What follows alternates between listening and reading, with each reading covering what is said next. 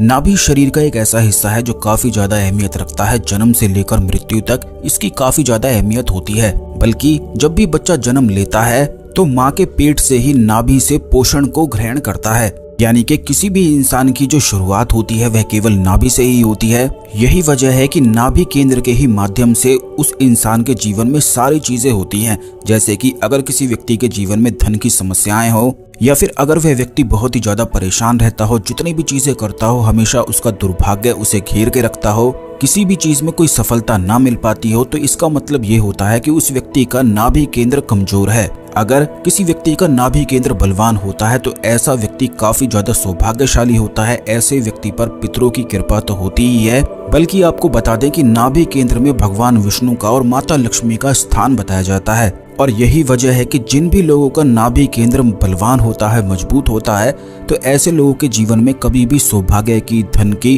कमी नहीं होती है। कर्ज की समस्याएं कभी उन्हें नहीं घेरती हैं। पितरों के साथ साथ माता लक्ष्मी की, भगवान विष्णु की कृपा उनको प्राप्त होती है। लेकिन सभी लोगों का नाभि केंद्र बलवान नहीं हो पाता है, लेकिन कुछ मंत्रों की सहायता से नाभि केंद्र को बलवान बनाया जा सकता है। इसके अनेकों फायदे बताए गए हैं और इसके काफी ज्यादा फायदे जीवन में भी देखने को मिलते हैं। तो इस वीडियो को बिल्कुल ध्यान से सुने, क्योंकि नाभि केंद्र अगर आप अपने जीवन में बलवान बना लेते हैं तो इससे जीवन में सुख समृद्धि बढ़ती ही चली जाती है।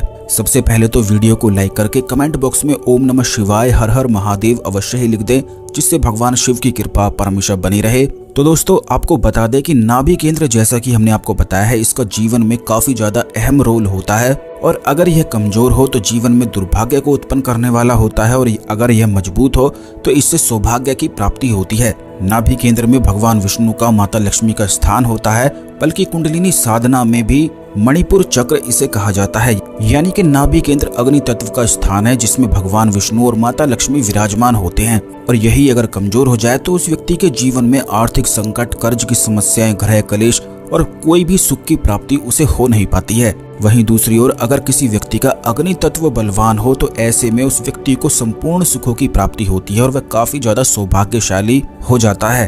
तो अगर आपका नाभि केंद्र कमजोर है, जैसे कि सबसे पहली समस्या है तो ये है कि अगर किसी व्यक्ति का नाभि केंद्र कमजोर होता है तो ऐसे व्यक्ति के मन में काफी ज्यादा डर की भावना रहती है। यानी कि उसमें सेल्फ कॉन्फिडेंस की कमी रहती है। भीड़ में या बहुत सारे लोगों के बीच में वह खुद को सहज महसूस नहीं कर पाता है।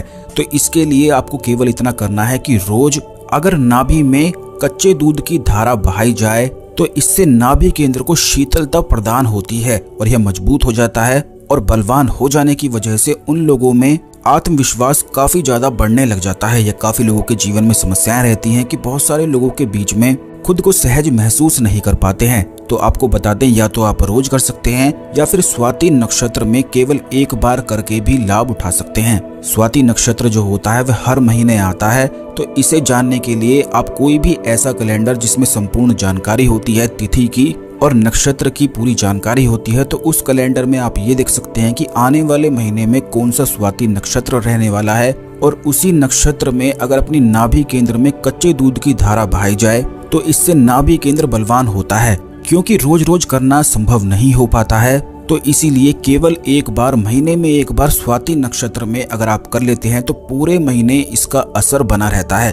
खास करके जिन कन्याओं के विवाह में बाधाएं, अड़चने आती हैं या शादी के बाद उन्हें सुख की प्राप्ति नहीं हो पाती है, जिस घर में वह रहती हैं वहां पर हमेशा अपमान का सामना करना पड़ता है, मान सम्मान उन्हें मिल नहीं पाता है, तो स्वाति नक्षत्र में अपनी नाभि पर कच्चे दूध की धारा जरूर अवश्य बहाया करें। इससे सीधा अग्नि तत्व बलवान बन जाता है और मणिपुर चक्र बलवान बनने की वजह से सुख और समृद्धि की प्राप्ति होती है। आपको ये भी बता दें कि जितने भी पंच तत्व होते हैं यह इंसान के शरीर में ही वास करते हैं, और अगर इंसान के शरीर में यह गड़बड़ हो जाती है, इन चक्रों में गड़बड़ हो जाती है, तो बस इसी से उसके जीवन में दुर्भाग्य बनने लग जाता है और वह अपने जीवन में परेशान रहने लग जाता है। अगर आप ये नहीं कर सकते हैं तो आपको बता दें कि मंत्र की सहायता से भी मणिपुर चक्र को, नाभि केंद्र को बलवान बनाया जा सकता है। नाभि केंद्र का जो बीज मंत्र होता है वह रम होता है। इसी के साथ राम नाम का भी जाप किया जा सकता है। राम नाम के जाप से भी नाभि केंद्र बलवान होता है और यही वजह है कि जो भी लोग राम नाम की साधना करते हैं उनका नाभि केंद्र बलवान होता है।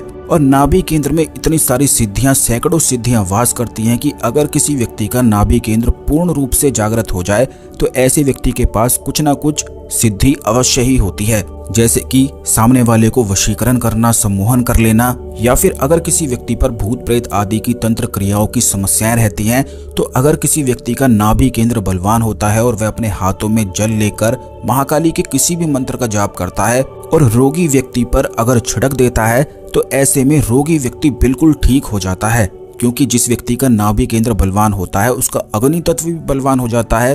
और यही कारण है कि अग्नि तत्व बलवान हो जाने की वजह से उस इंसान में शक्तियां और सिद्धियां अपने आप ही आने लग जाती हैं। और नाभि केंद्र का बीज मंत्र भी रम और राम है। आप रम भी कर सकते हैं, राम भी जाप कर सकते हैं। दोनों का एक ही वाइब्रेशन उत्पन्न होती है। केवल जो मंत्र की वाइब्रेशन होती है ये ज्यादा महत्वपूर्ण होती है और इसी से सारी चीजें जीवन में होने लग जाती है।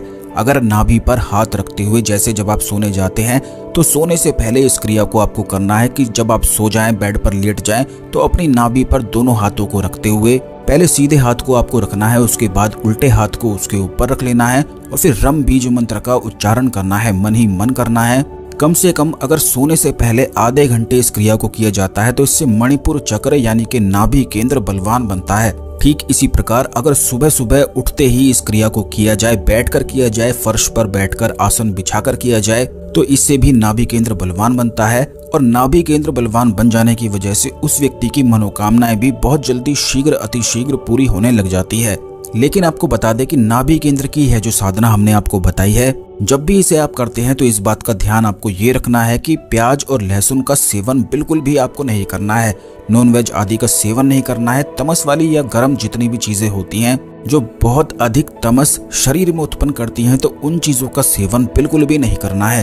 केवल इस साधना को करने मात्र से जब आप देखेंगे कि नाभि में स्पंदन शुरू हो गया है, तब आप समझ जाएं कि आपका नाभि केंद्र जागृत होने लगा है। नाभि केंद्र में जब स्पंदन शुरू हो जाता है तो इसके बाद उस व्यक्ति का नाभि केंद्र धीरे धीरे एक्टिवेट होने लग जाता है और उसके जीवन में जितनी भी सुख समृद्धि वाली चीजें होती हैं वह अपने आप आकर्षित होने लग जाती हैं। धन को चुंबक की तरह खींचने वाला भी यह स्थान होता है। बल्कि जिस भी व्यक्ति का नाभि केंद्र बलवान हो उसमें सम्मोहन की उसे प्राप्ति होती है, आकर्षित वह लोगों को करने लग जाता है। ठीक इसी प्रकार धन की जितनी समस्याएं होती हैं, आर्थिक संकट या कर्ज की समस्याओं में अगर वह फंसा हुआ होता है तो हर एक प्रकार की समस्या से निकलता है। यानी कि सांसारिक सुखों को संपूर्ण प्राप्ति करने के लिए नाभि केंद्र का बलवान होना बेहद आवश्यक होता है। आपको ये भी बता दें कि जब आप इस साधना को करते हैं तो अगर नाभि केंद्र पर हाथ रखते हुए पूरे ध्यान से अगर बीज मंत्र का, रम बीज मंत्र का जाप किया जाए और उस समय अगर आपके मन में बिल्कुल भी ख्याल या विचार ना आए तो ऐसा करने से नाभि केंद्र बलवान होता है।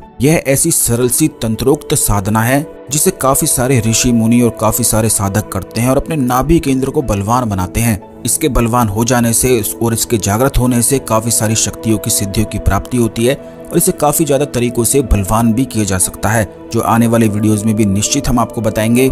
इस खास जानकारी को दूसरे लोगों के साथ भी शेयर करें और इसी प्रकार की खास जानकारी पाने के लिए चैनल को अवश्य सब्सक्राइब करके रखें। धन्यवाद। ओम नमः शिवाय। हर हर महादेव।